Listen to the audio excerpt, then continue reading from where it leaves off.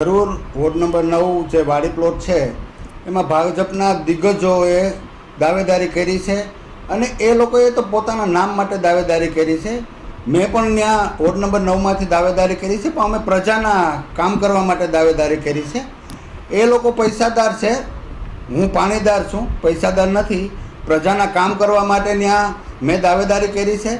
વાડી પ્લોટ એક એવો એરિયો છે કે ત્યાં દર ચોમાસે જે એરિયો છે એના રોડ છે એ ઉપરને ઉપર કરતા ગયા છે. એને લીધે ત્યાં પણ પાણી પણ ભરાય છે અને ઘણી બધી સમસ્યાઓ છે.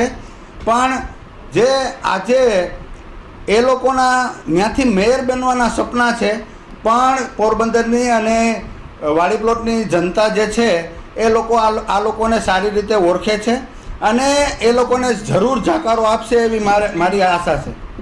જરૂર પોરબંદર મહાનગરપાલિકામાં અઢળક મુદ્દાઓ છે કે જે પ્રજા સુધી આ લોકોની જે ગ્રાન્ટો છે એ પહોંચતી નથી.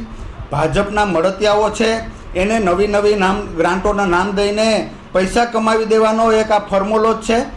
અમારી જો મહાનગરપાલિકા બનશે એટલે જે પ્રજાના જે સુખકારી પ્રશ્નો છે એને અમે વાચા આપશું અને જે કોઈ છેવાડાના જે વોર્ડ નવા ભર્યા છે એમાં હાલમાં હજી સુધી પણ મહાનગરપાલિકા બની ગયું છે પણ ત્યાં સુવિધાના નામે મીંડું છે.